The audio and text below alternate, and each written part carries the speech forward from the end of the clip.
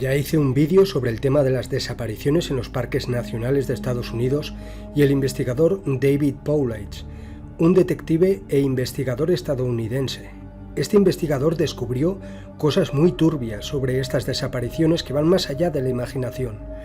Que en estas desapariciones hay algo relacionado y muy misterioso, la presencia de una extraña entidad diferente a todo lo visto anteriormente, una criatura similar al depredador de la película.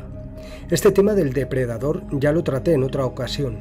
Dicha entidad o grupo de entidades con similares características al ser de la película fue visto durante la Guerra de Vietnam, cuando un grupo de militares americanos se toparon con una imagen dantesca. Un grupo de seres reptilianos que recogían partes de humanos y las iban recolectando en una especie de bidones. Cuando fueron alertados de la presencia del pelotón militar, utilizaron una tecnología que les hizo invisibles ante los ojos atónitos de dichos militares. Todo esto parecería sacado de una película de ciencia ficción si no fuera por el gran número de testimonios que han visto a esta entidad. Pero primero, antes de seguir hablando de este ser y de su relación con las desapariciones en parques naturales de América y de otras partes del planeta, recordemos quién es David Paulich y cómo empezó su investigación. Todo comenzó cuando David Paulich estaba escribiendo un libro sobre el Bigfoot, o también llamado Sasquatch, pie grande, etc. Para ello estaba entrevistando a personal del Servicio de Parques Nacionales de Estados Unidos, cuando un guardia forestal le dio información de algo que le heló la sangre. En medio de una crítica sobre una reducción en el presupuesto a los parques nacionales, el guardia le informó a Paulich que cada año había decenas de desapariciones en las zonas turísticas y que el hecho de que fueran casos cerrados como sin resolver no se debía a una falta de investigación por parte de las autoridades policiales o servicios de emergencia. En realidad, se debía a órdenes directas del Servicio de Parques Nacionales, que buscaban que esos datos no se hicieran públicos y así evitar una bajada en los ingresos por turismo en los parques. Con el pasar de los días, Paulich descubrió más casos similares en lugares tan dispares como en Noruega, Tailandia, Brasil, etc., cosa que lo llevó a pensar que todas las desapariciones tenían o debían tener una conexión y formar parte de una conspiración internacional.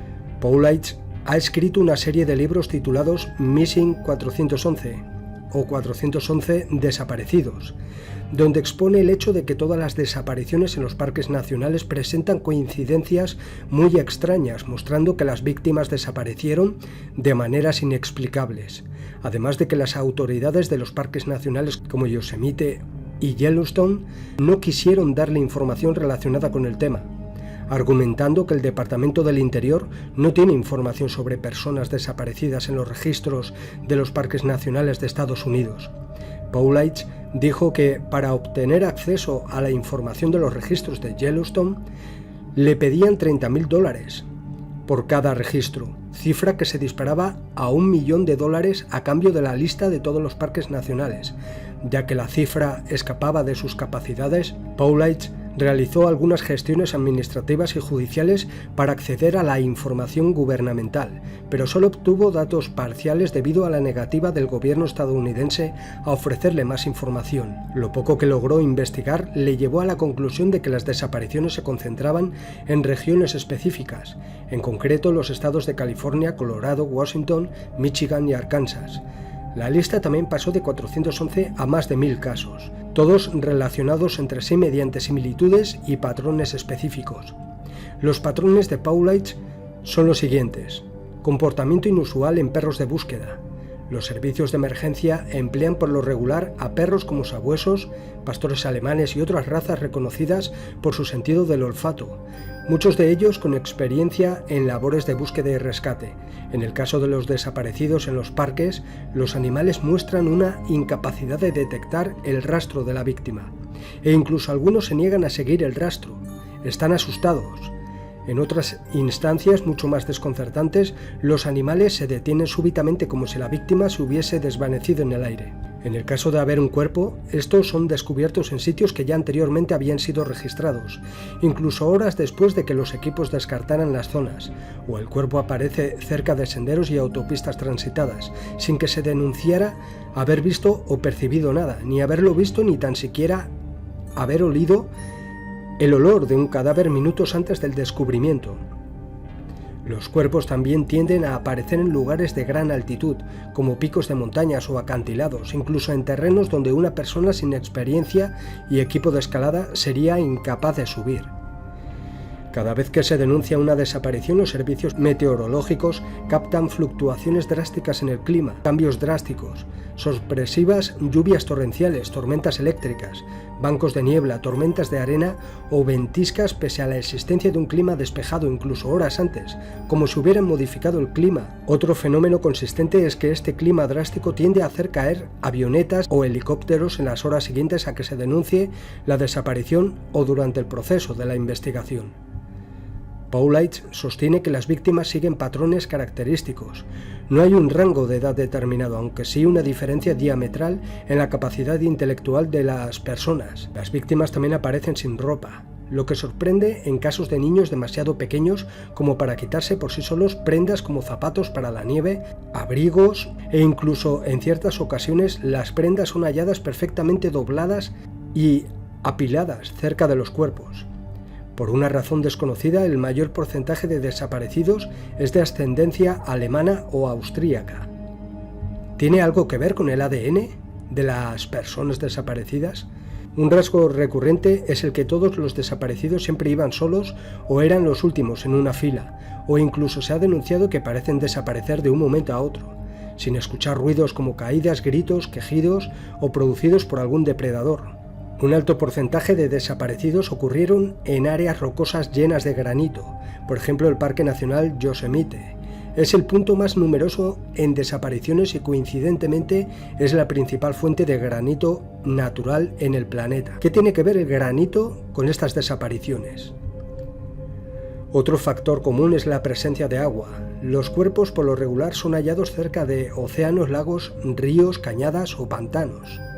Las teorías para explicar la extraña desaparición de estas personas incluyen al Bigfoot, abducciones alienígenas, psicópatas, cultos satánicos, bases secretas gubernamentales o portales dimensionales. Pero la teoría de la entidad parecida al depredador, a causa del gran número de testigos, presenta la posibilidad más acertada. Es una entidad que podría ser responsable de las desapariciones en los bosques de América del Norte. Un ser denominado el depredador invisible. Lo llaman el depredador invisible. Y aquí es donde hablaremos sobre la entidad. En su libro, Depredadores en los bosques, la escritora e investigadora Steph Young presenta testimonios sobre encuentros con criaturas parecidas o similares al monstruo de la película Depredador, una criatura no humana capaz de desaparecer de la vista y atacar sigilosamente en el bosque. Este tema fue cubierto por Paulides en otro libro posterior de la serie de los 411, detallando el encuentro de una mujer de nombre Jan con uno de estos seres en el bosque de Ohio. De acuerdo con el relato, era el inicio de la temporada de caza en Ohio, cuando Jan se encontraba en un puesto de caza a 4,5 metros de altura. Mientras esperaba que pasara algún ciervo, Jan notó que el bosque súbitamente parecía más silencioso de lo ordinario, como si las aves, insectos y los demás animales del área hubiesen desaparecido de golpe. La hizo sentir nerviosa, así que envió un mensaje de texto a un amigo, explicándole que había algo extraño en el lugar, que no se escuchaban ruidos. En un principio Jan atribuyó esto a un puma o un coyote, pero pronto cayó en la cuenta de que se trataba de algo más. Conforme escudriñaba la zona, se percató de un extraño efecto visual a unos 20 metros de ella y que la llevó a quitarse las gafas para limpiarlas. Un escalofrío recorrió su espalda cuando vio que lo que fuese no era una mancha ocasional por la suciedad en sus gafas, sino una especie de ser, de entidad, que se movía rápidamente entre los árboles y la vegetación, con una distorsión similar al de la película de Depredador, al alienígena de la película Depredador. La criatura la observó por un momento, después se fue caminando entre los árboles y los sonidos del bosque volvieron al poco rato. Como dato curioso, varios jugadores del equipo de fútbol americano de una secundaria local denunciaron haber visto varias luces de colores moviéndose en el cielo esa tarde. Hay una conexión entre estas apariciones de este ser, de estas entidades y naves extraterrestres. En los círculos de aficionados a la criptozoología y lo paranormal existe la teoría de los llamados camaleones, incentivada por el autor Michael Ian Black, quien dice tener una fotografía de un alienígena reptiliano en los bosques de Clapham, en Sussex, Inglaterra. Según Black, las fotografías en su poder muestran entidades similares a reptilianos entre un grupo de árboles. Los seres supuestamente miden cerca de 1,80 m de alto o 2 metros, y con piernas y brazos similares a los de las mantis religiosas, y solo aparecieron en las fotografías, ya que Black sugiere que estos seres no se hallaban ahí cuando las tomó.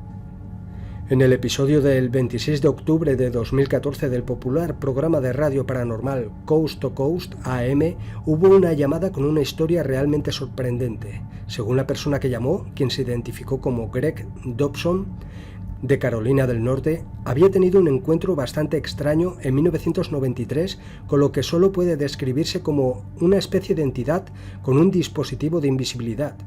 Mientras vivía en Nashville, Tennessee, afirmó que había salido a pasear a su perro una noche cuando sintió la clara sensación de que unos ojos lo estaban observando, aunque nadie más parecía estar allí. Él contó lo siguiente: empecé a mirar, a observar al bosque. En el bosque directamente que había frente a mí, y no podía ver nada, pero podía escuchar el crujir de las hojas en los árboles.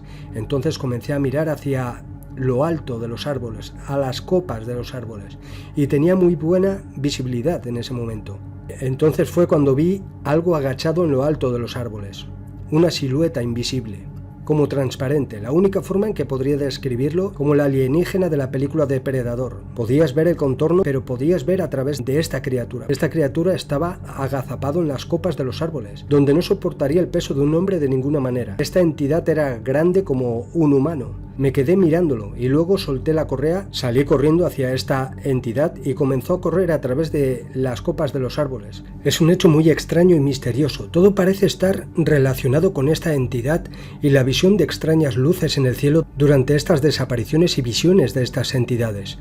¿Tendrá alguna relación con extraños eventos también como el del paso Dyatlov, donde encontraron a un grupo de experimentados alpinistas fallecidos en extrañas circunstancias y con extrañas marcas en sus cuerpos, y donde también se vieron estas luces en el cielo? Seguiré indagando en el tema, ya que es algo muy misterioso y que se relaciona con leyendas de los nativoamericanos, donde se habla sobre el Huético, una criatura que se camufla entre la vegetación para acechar a sus víctimas.